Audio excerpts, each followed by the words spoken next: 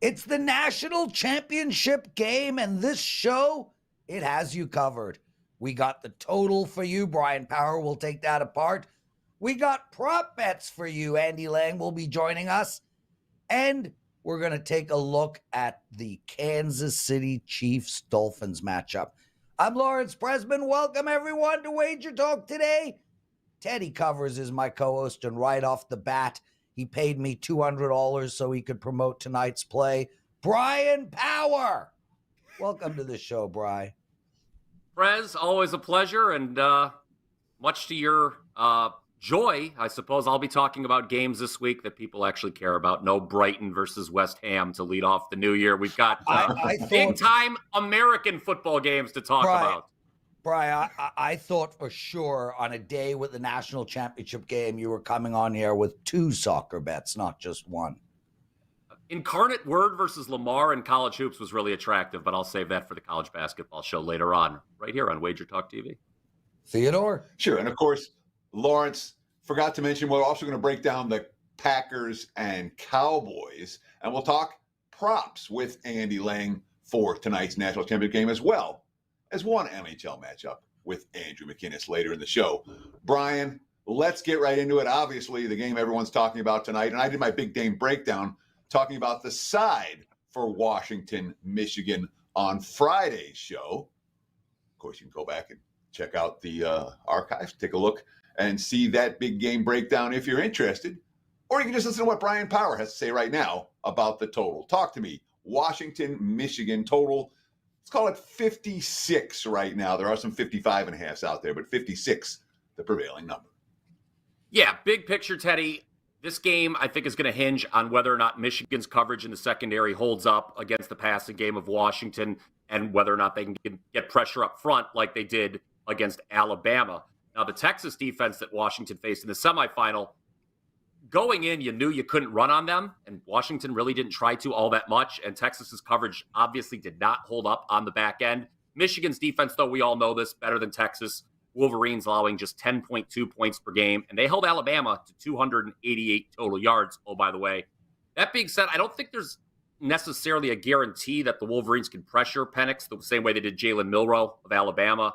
You got to remember, going out all the way back throughout the year, Bama had issues protecting Milroe. All those bad snaps didn't help either. And I think something else, I talked about this Saturday with Joe in last call.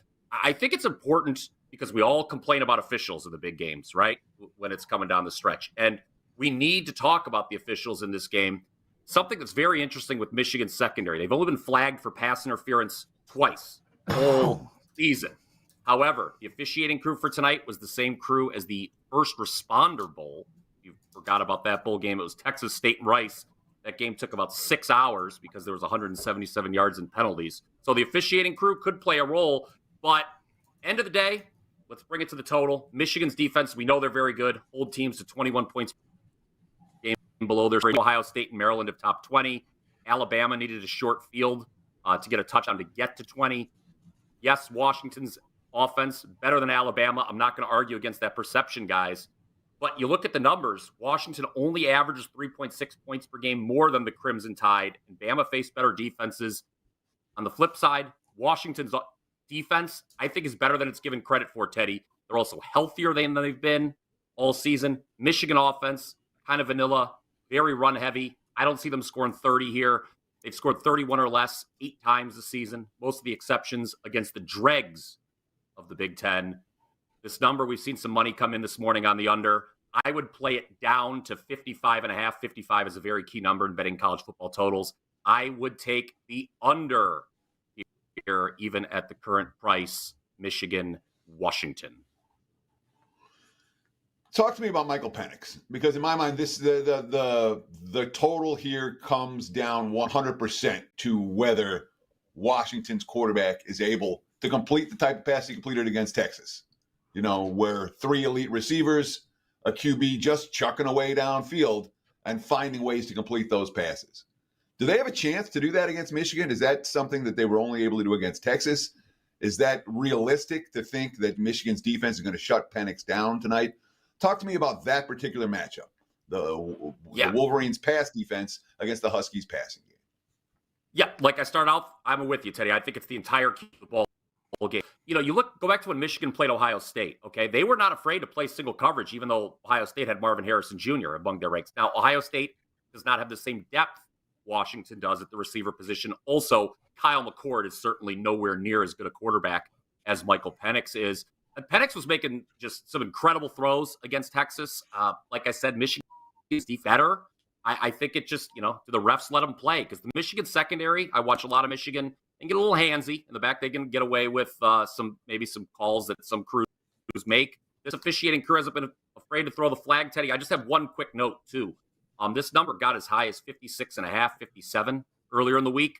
If you play against the way the total has moved the last 11 national championship games, you'd be 10-0-1.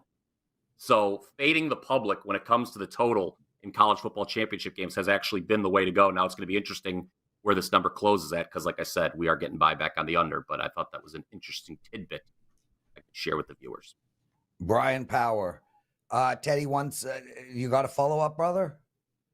I asked him to follow up already, Lawrence. You should try to drink a little coffee. I was just dealing with something. Let me tell you what I'm dealing with. So we got a guy in the chat room that has come in under the name Lawrence Presman.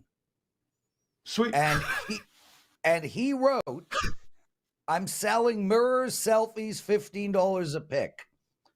Guys, that's not me. I would never sell mirror selfies for only $15. It would be at least $100. At least. I would never shortchange myself like that. So I just wanted to get that out there. It's not me, but I'm the second Lawrence Presman now. Anyway, can someone come in as Teddy covers, please? Brian Power. Yes, sir. Thanks for that wonderful tidbit, brother. Yes, so we have NFL wildcard weekend happening. I'm going to be in Florida. I'm hoping to spend the day with the great Joe Ranieri. So that should be fun. Yeah. Last year we did the same thing. Me and Viv went down. We watched 2 games with Joe and his wonderful wife, Alicia. Way better than he is. Anyway, Packers, Cowboys. You've got a total for us. What is it? Yep. Second total here on the program today as we turn to the NFL. And let's look at yesterday's Green Bay-Chicago game, shall we? It was a 17-9 final.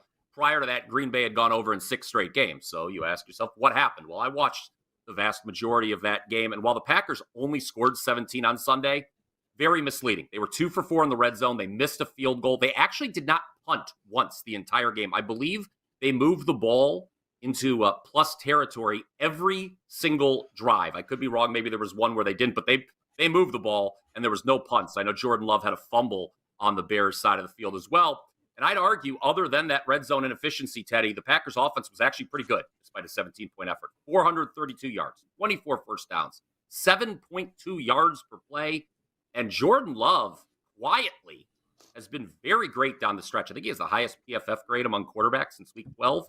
And against the Bears, he was 27 of 32 for 316. Now, you may be saying to yourself, well, that's against the Bears, a team that was eliminated. Well, in case you didn't know, the Bears defense, guys, actually finished the season number 1 in the league against the run, held 6 straight opponents under 20 points. So that's not a bad defense that the Packers faced yesterday. You look at the full season, Green Bay, 7-2 to the over in road games.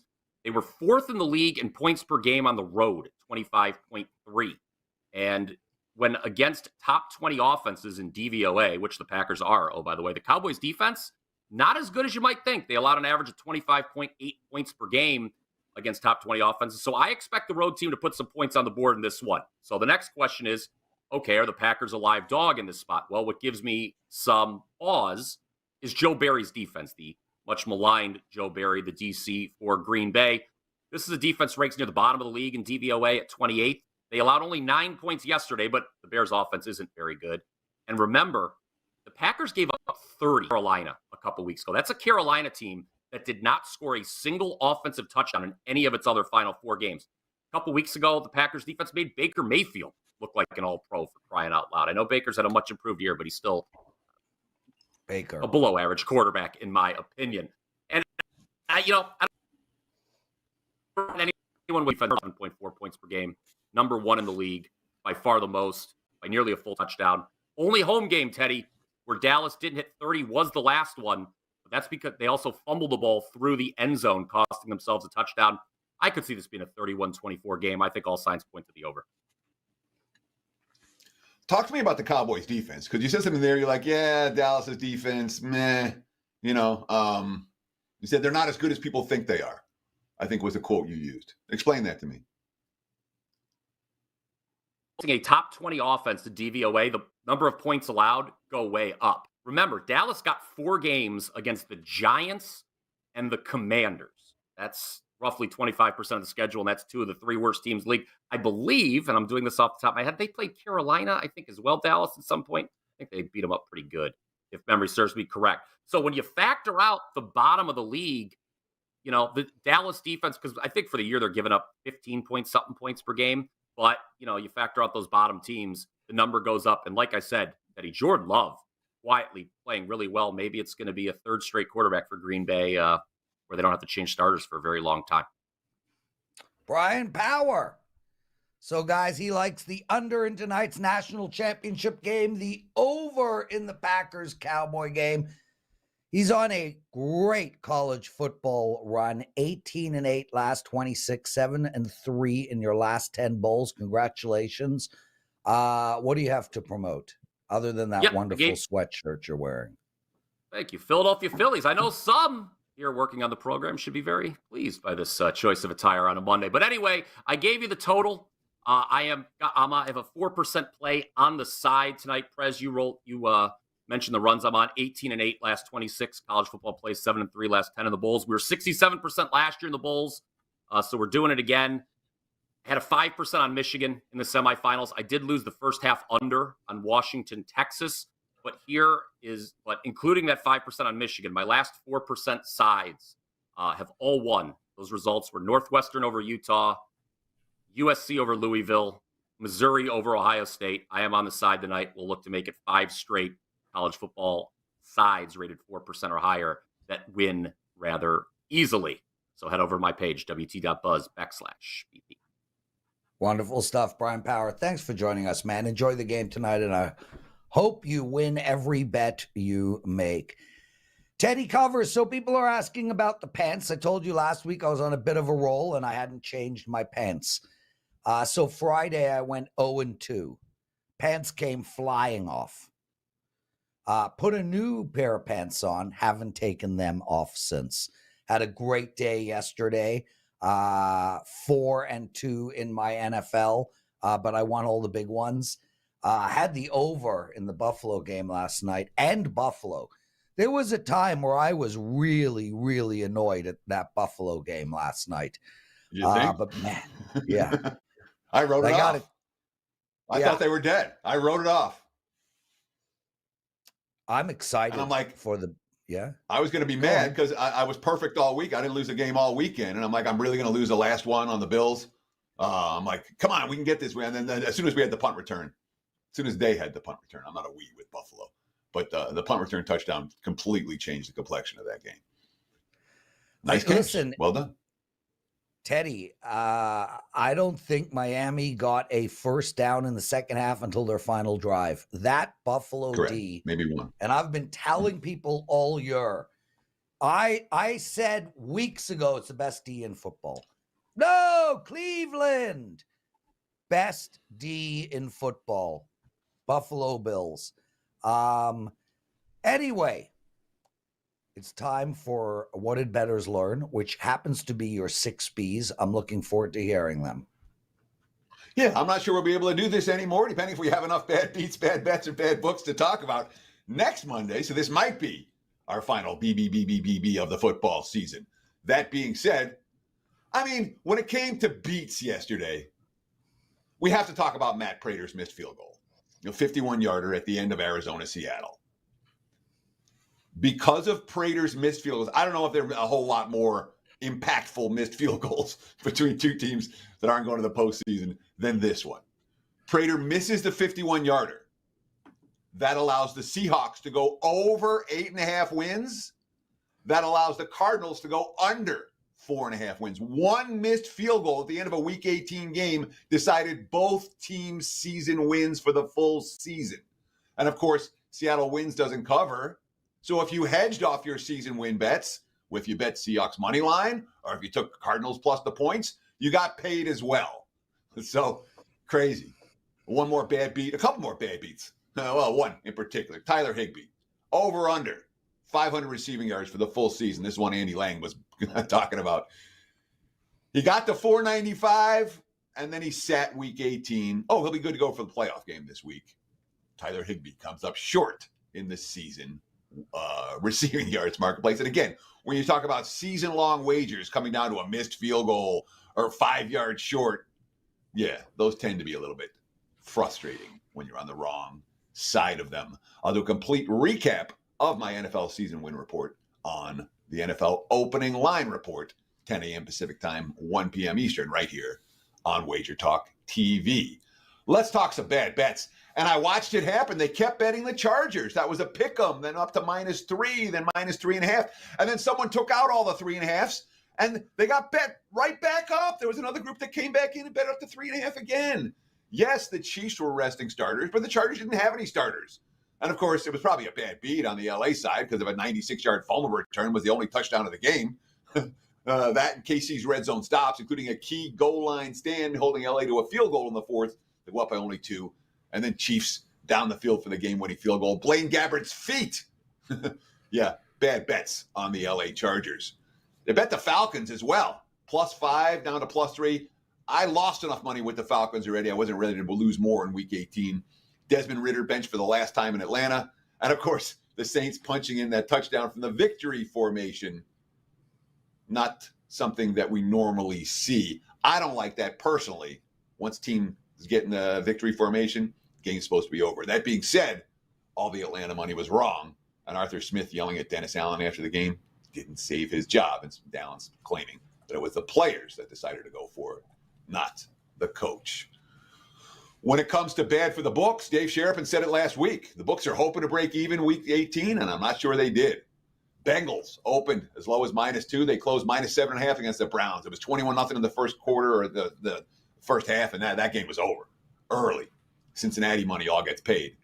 Texans opened 1.5-point dogs, closed 1.5-point favorites. They beat the Colts on Saturday night. That wasn't a great game for the books.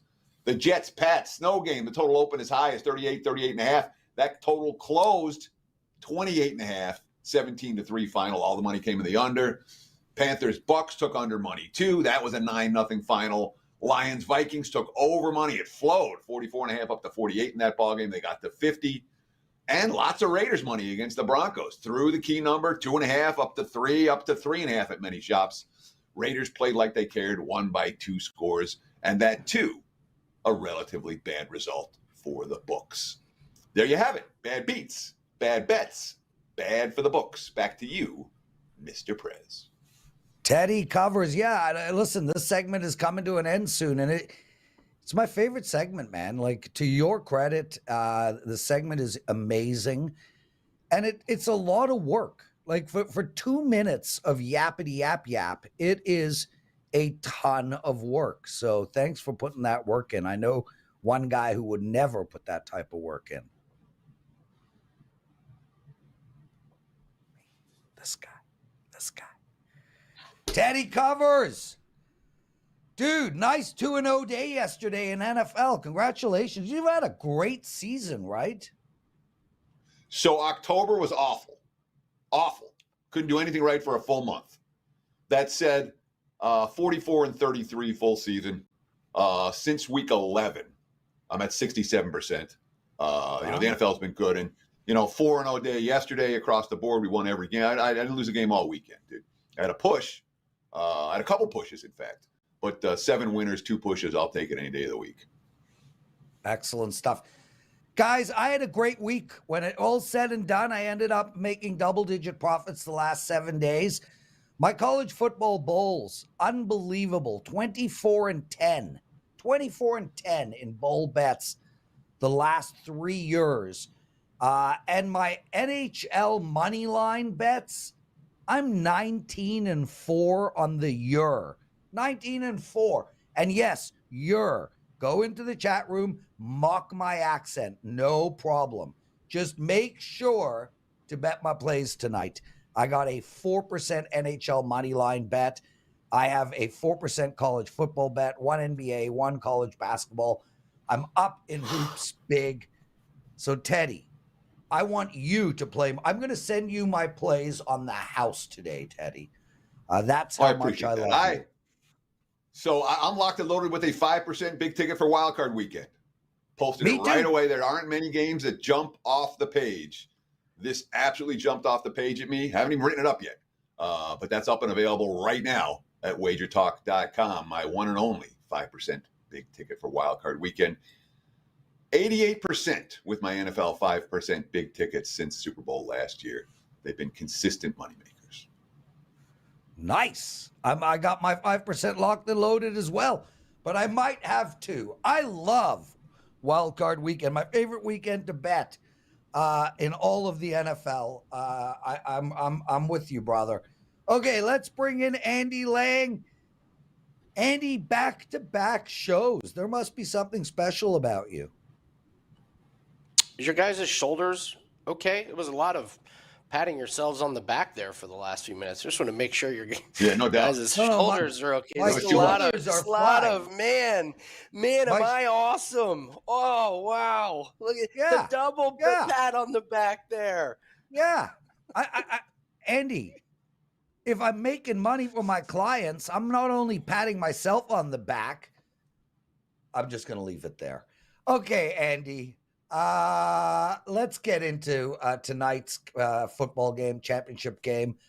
You've got a prop bet for us. Let's start right there. Michael Penix, what do you got? Yeah, this passing line keeps moving up. It's up to 293.5. This is a 5-yard move just from yesterday. And I like the under. I thought you guys did a nice job, and Bryan did a nice job talking about, can the secondary of Michigan hold up, and can they get pressure on Penix? And I think they can. This is a Michigan team that's the second best pass defense in the country. They're allowing 150 yards passing per game, and I like that they've done a great job against the best teams they've played. Alabama, 116 yards passing. I know Iowa's not exactly a prolific offense, but 120 yards. Ohio State, 271, coming in under this number. Penn State, only 70. And I kind of find this hard to believe, but I keep looking it up, and I keep coming to the same conclusion. Correct me if I'm wrong, but this is the only defense inside the top 50 that Michael Penix has played for passing defense. He has played some of the worst passing defenses all season. I don't see a team that he's played that is better than 54th. So this is just a massive, massive step up in pass defense for him. And I liked what Michigan did against Alabama. I thought they made life pretty uncomfortable. And it's such a big number. You need everything to go right. I also think that Michigan's going to have some success running the ball, and I think they're going to have some pretty good sustained drive, which is going to keep Penix off the field. I don't agree with this line moving up. I get it. Number one passing offense, all the press is on Penix. And as somebody that went to Indiana University, I'm really happy for him to see the success he has, because some of the injuries he had when he was here at Indiana University were just brutal. So I'm happy to see him here, but this number is just way too high. I'll take the under. So I've been debating this with myself, and I'm curious to hear your take.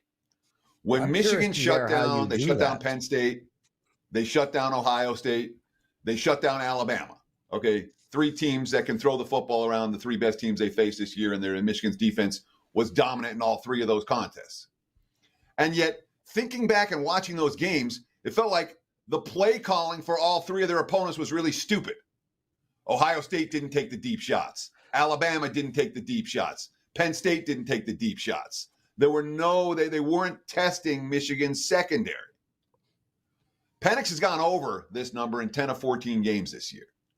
Is Michigan's defense really that good, or is it their opponents just had some really stupid game plans against them? Because one thing I'm confident of, no matter what happens tonight, Washington's chucking the football around in the way that Ohio State and Penn State and Alabama didn't in their meetings with the Wolverines. I mean,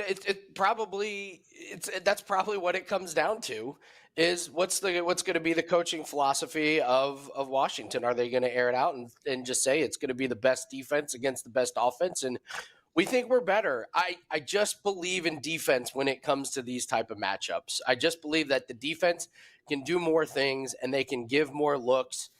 And even if Penix does have a good game, he could throw for 285 yards and 3 touchdowns, and we still cash this under. So it's a little bit of combination of the line here and just my personal belief that I lean towards the defense in situations like this. So it's not a huge play for me, Teddy, because, taking unders on Washington's not exactly, for the faint of heart.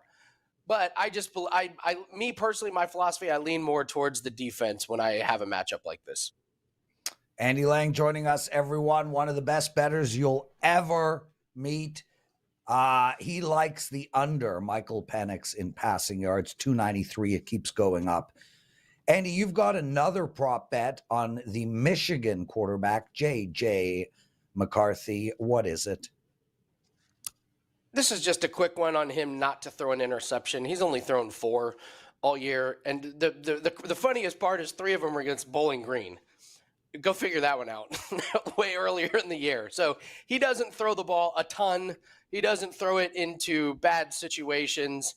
None against the top-ranked teams. So none against like Alabama and Ohio State, Penn State. So it's not a huge play, not a big breakdown because Washington has done a very good job getting interceptions. They can turn the ball over quite a bit, but it's mostly because I think they get in these shootouts.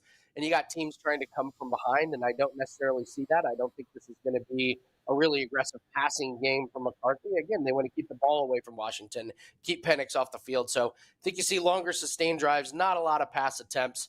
I'll take his under half an interception tonight. So you got McCarthy under interceptions, and you got Penix under passing yards. Doesn't that correlate to Michigan? I mean, am I missing something here? If McCarthy doesn't throw a pick and Penix stays under, is Michigan winning and covering this game? I would think so, and that's exactly what Michigan wants to do. But make this low scoring, give us a chance in the fourth quarter, and just muddy the game up and make Penix and Washington really uncomfortable and make this just a very dirty, physical inside the trenches. So yeah, I lean Michigan. I've liked them. Again, I lean towards the defense and the more physical team, which I think is Michigan. So yeah, I like them to win tonight. Andy Lang, what do you got to promote? Well, so I was listening to you guys talk about how good you've been. So I was trying to figure out a way to like really, really amp up like how good I've been, and I figured it out. So we're like plus 22 units to start the year, but we're on pace for 1,189 units for 2024. So we're looking at taking projections. No. All right. If I miss it by half, I'll be very happy. So no, I actually don't. Those are just my free plays for tonight's game. We have a 30-day pass. You get $100 off. Lang 30, LANG 30. The reason that's important is the Australian Open tennis tournament starts on the 14th. We absolutely crush in these majors, and the Australian Open is our best one every single year. We start off really, really good. We've had 1 losing tennis major since we've joined WagerTalk. So just get a 30-day pass. We're up 22 units to start the year. Really, really nice NHL run, 13-2 run in that sport. So really encouraging everyone to just dip in and get all sports. That's what we're running really, really hot in. So promo code LANG30 gets $100 off, 30-day pass. Andy Lang, WagerTalk.com. Andy, outright winner for the Open? The Australian Open, we don't do those. We just do the matchups in the first parts of the tournament. That's where all the value is. We start off hard and heavy in those opening rounds when you got a lot of the bigger name guys who are and females who beat up on some of the younger ones. We may not even have a play over the last 4 or 5 days of the tournament. So it's not necessarily picking outright winners. It's taking advantage of those head-to-head matchups in the first week. Andy, wait till you get to Teddy and my age. You'll start off hard and heavy, and then it all goes downhill fast. Andy Lang, thank you for joining us, my brother. So, Teddy, one of the guys in the chat room, Dan Lisato, writes, is it me or does Prez have the body of a Greek god? A Spartan Greek god, if I might add to that. Not just a Greek god, but the Spartan style. Teddy Covers, speaking of Greek god, it's time for your big game breakdown. Yeah, I'll take the under on Lang hitting 1,000 units this season or this year, and I'll take the under on how much you compare to a Greek god. That being said, I don't care, Lawrence. You're not that. It's time for today's big game breakdown. Let's talk a little NBA on your Sports Central for Gamblers right here on WagerTalk Today, live every weekday, 9 a.m. here on the left coast, noon for you back east. And talk about the Utah Jazz and the Milwaukee Bucks for Monday night. Sure, national championship on center stage, but there's lots of other periphery games to pay attention to. And this Utah Jazz team, look at the WagerTalk live odds screen. We're seeing Milwaukee 8.5 right now. Total's been bet down a little bit, 242, the prevailing number. Utah Jazz, not a team that anyone expected much out of this season. Not a team that started out well. They were 7-16. Less than a month ago, sitting at near the bottom of the Western Conference standings. All of a sudden, way beneath the radar, this team found and started to click. We like Will Hardy. Will Hardy's a sharp guy, Utah's head coach. And all of a sudden, 10-4 straight up, 10-4 against the spread, their last 14. Not a team anyone's talking about.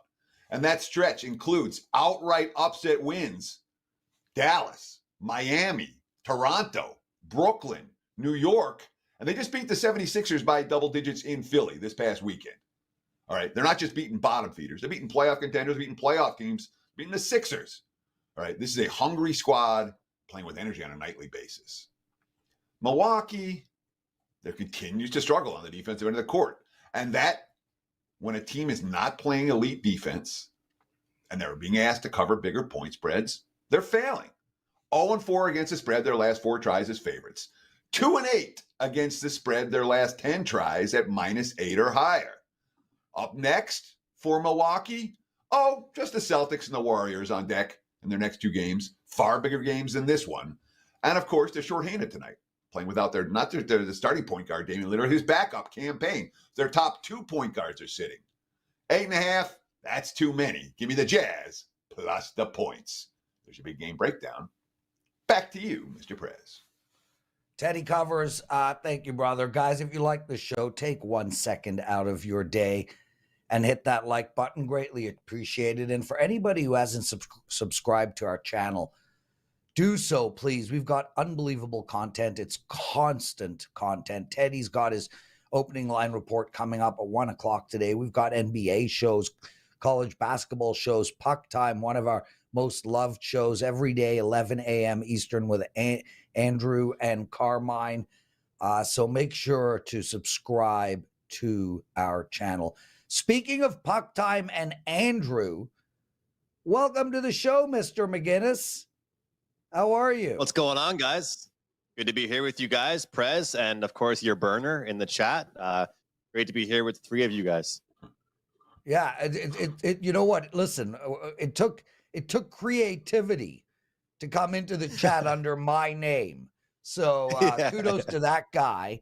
But guess what? Guess where he's not, Andrew? Is he out of the chat? Of course, kicked him out immediately. Wait, hold on. I can't have seriously though. I can't have a guy come in with literally my exact name and start selling my facial selfies for $15 when I'm selling them at OnlyFans for $120. Come on. So man. You weren't in the Puck Time live chat earlier today. Carm and I thought Prez was showing us love. Teddy, we're like, wow, I can't believe Prez is actually watching our show this morning. And it was just somebody pretending to be him. Oh, geez. We were like, wow, thanks for being here, Prez. You literally were like, hey, Carm and Andrew, hope you had a good weekend. And it wasn't even you. No.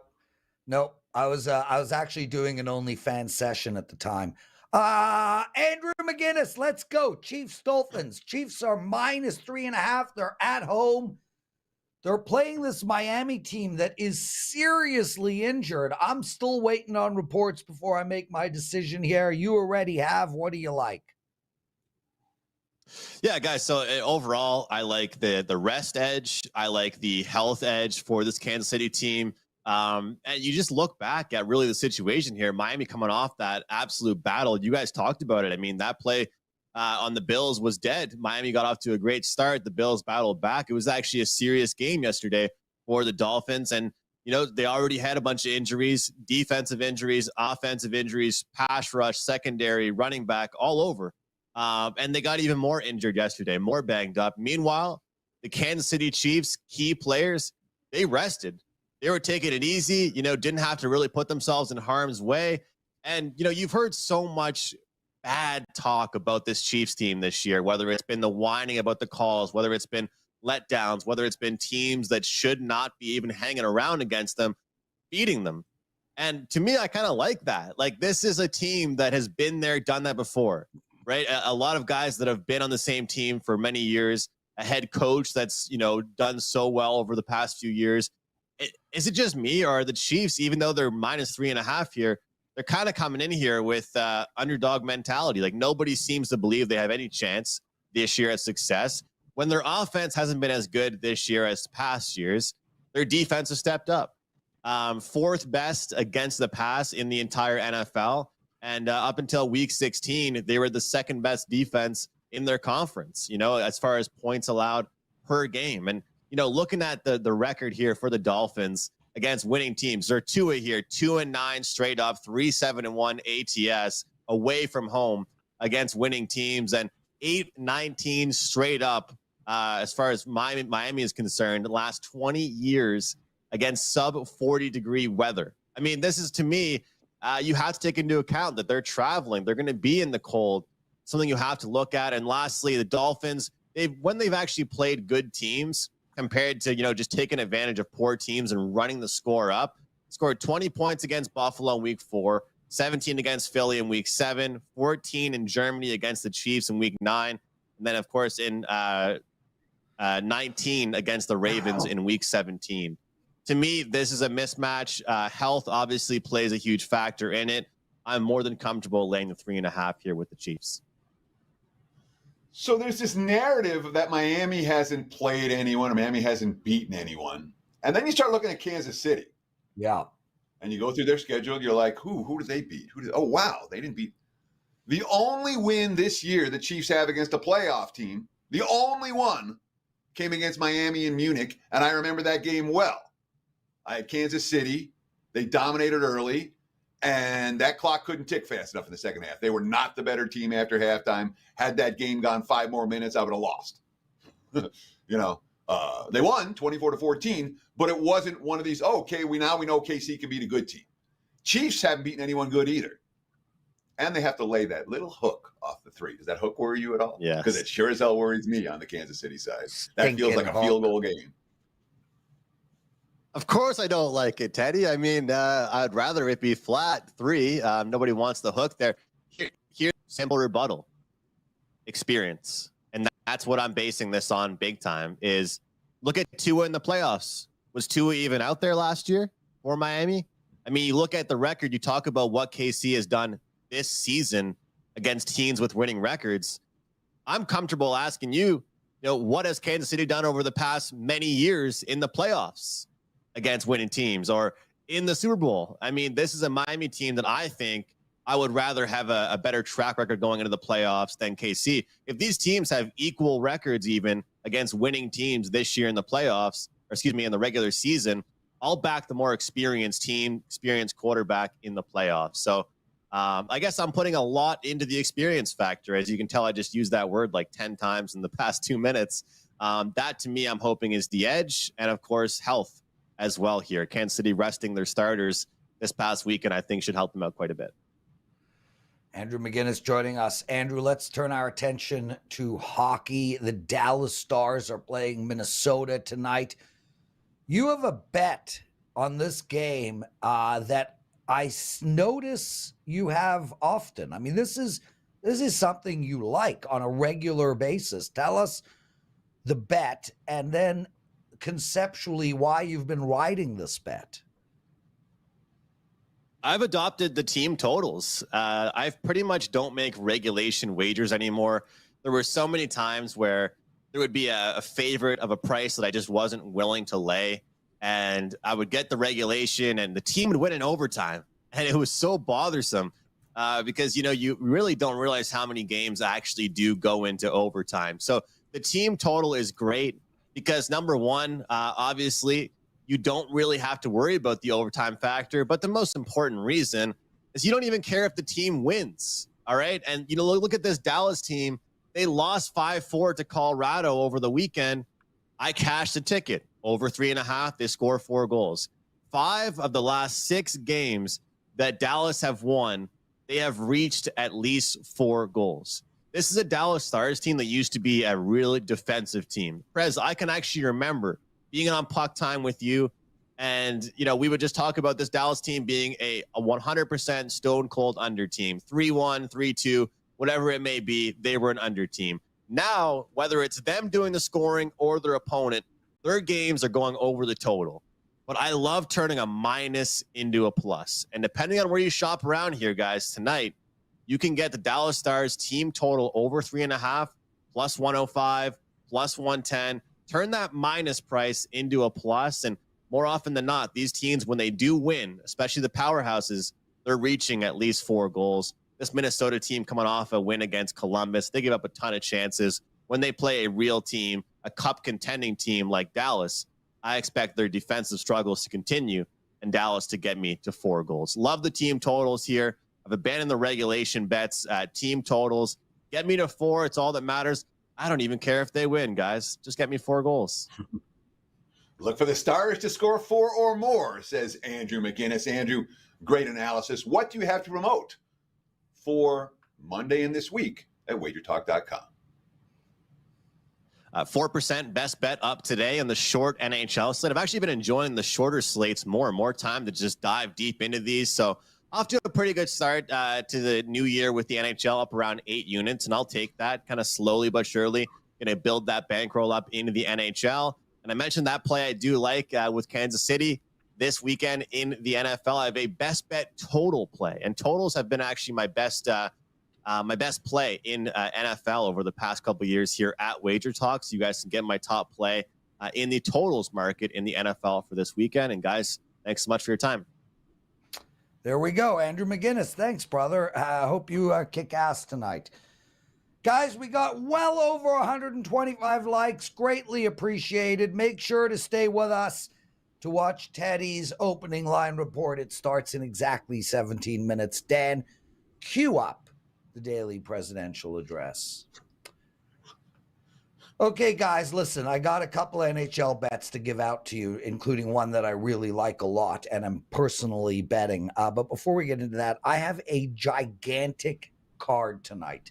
My first half NBA bets since the beginning of last season, 32 wins, 14 losses. That's a 70% average. 32 and 14. I've got a 4% bet tonight. First half in NBA. I also am 19 and 5 in NHL money line bets. I got a 4% money line bet tonight. And I am 24 and 10 in bowls over the last 3 years. And I got a 4% bowl bet tonight. It's a huge night for me. So make sure, please, to take advantage of that, everybody. Go over to WagerTalk.com, buy my all access. Let's have a killer night together. And remember, I had a great week. I'm coming into tonight super strong. Okay, plays for tonight. I love the New York Rangers. They're minus 150, and they're against one of the best teams in all of hockey, the Vancouver Canucks. Terrible spot for Vancouver. So New York Rangers minus 150. I also like the Pittsburgh Penguins against Philly. Now, I normally don't like Pittsburgh. I don't think they're a good team. Great spot for them tonight. Pittsburgh minus 126. That's it for the show. Make sure to get my plays tonight. Teddy covers. Take us home. Sure. That's going to wrap it for the Monday edition of Wager Talk Today. We'll do it again tomorrow. Same time, same channel. 9 a.m. here on the left coast, noon for you back east.